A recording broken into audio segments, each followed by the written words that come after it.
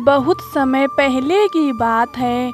मथुरा नगरी से कुछ दूरी पर एक छोटा सा गांव था। गांव का नाम शिवपुर था। वहां एक मेहनती और ईमानदार किसान रहता था जिसका नाम धनीराम था। धनीराम बहुत गरीब था लेकिन मेहनत में कभी पीछे नहीं हटता था। हर सुबह वह सूरज उगने से पहले उठता, खेत में हल चलाता, बैल को चारा देता और पूरे मन से खेती करता था। धनीराम की एक ही तमन्ना थी, उसकी फसल इतनी अच्छी हो कि उसका परिवार भूखा ना रहे और गांव में वह दूसरों की भी मदद कर सके। एक वर्ष की कठिनाई, एक साल ऐसा आया जब गांव में बारिश बहुत कम हुई।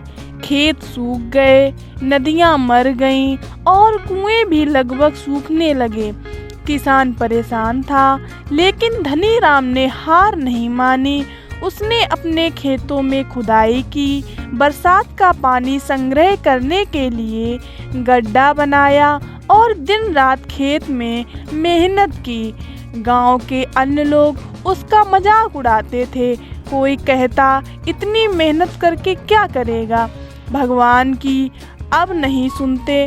धनीराम बस मुस्कुरा कर कहता, भगवान सब देख रहे हैं, सही समय पर मदद जरूर करते हैं। श्री कृष्ण का आगमन हुआ। उसी समय द्वारका में भगवान श्री कृष्ण को अपने भक्तों की चिंता हुई। वे वेश बदलकर एक सामान्य ग्रामीण के रूप में शिवपुर पहुँचे। उन्होंने धोती पहनी, हाथ में लाठी ली और एक साधारण किसान की तरह गांव में घूमने लगे। वे जब धनीराम के खेत पहुँचे तो देखा कि वह अकेला खेत में हल चला रहा है, पसीने से तरबतर, लेकिन चेहरे पर संतोष की चमक है। कृष्णा ने पूछा, भाई, जब सब लोग खेत छोड़ चुके हैं तो अब भी क्यों मेहनत कर रहा है? धनीराम बोला, मालिक, मेहनत ही मेरा धर्म है, परिणाम तो ऊपर वाले के हाथ में है। अगर मेहनत ना करूं तो उम्मीद कैसे करूं कि कुछ मिलेगा? कृष्णा मुस्कुराए और बोले, अगर तुम्हें भगवान श्री कृष्ण खुद आकर कहें कि इस बार फसल नहीं होगी तो भी क्या तुम काम करोगे? धनीराम ने विनम्रता से जवाब दिया, अगर स्वयं श्री कृष्ण भी आकर ऐसा कहें तब भी मैं खेत जोतता रहूँगा, क्योंकि मैं मेहनत करता हूँ। फल देने वाला तो वही है और क्या पता भगवान खुद मेरी मेहनत से प्रसन्न हो जाएं। चमत्कार की शुरुआत हुई। कृष्ण प्रसन्न हुए। उन्होंने अपनी पहचान छिपाए रखी और कहा, भाई, मैं कुछ दिन तुम्हारे साथ रहकर मदद करना चाहता हूँ। धनीराम ने उन्हें खुशी खुशी अपने घर बुला लिया।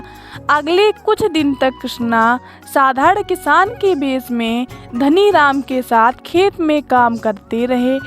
एक रात कृष्ण ने चुपचाप अपने चमत्कारी सुदर्शन चक्र से आसमान में बादल बुलाए। अगले दिन सुबह धनीराम के खेत पर जोरदार बारिश हुई, जबकि बाकी गांव में सूखा ही पड़ा रहा। धीरे धीरे उसका खेत हरियाली से भर गया, फसल लहलाने लगी। लोग हैरान हो गए, धनीराम के खेत में कैसे फसल आई? सब उसका खेत देखकर आने लगे। किसी को यकीन नहीं हो रहा था। सच्चाई का खुलासा हुआ। जब फसल पक गई, धनीराम ने सबसे पहले गांव के मंदिर में दान किया, फिर गरीबों को अनाज बांटा। अपने लाभ का अधिकांश हिस्सा दूसरों को मदद में लगाया। एक दिन उसी किसान वेशधारी कृष्ण ने मुस्कुराकर कहा, धनीराम भाई, अगर भगवान श्री कृष्ण तुम्हारे सामने खड़े हों तो क्या कहोगे?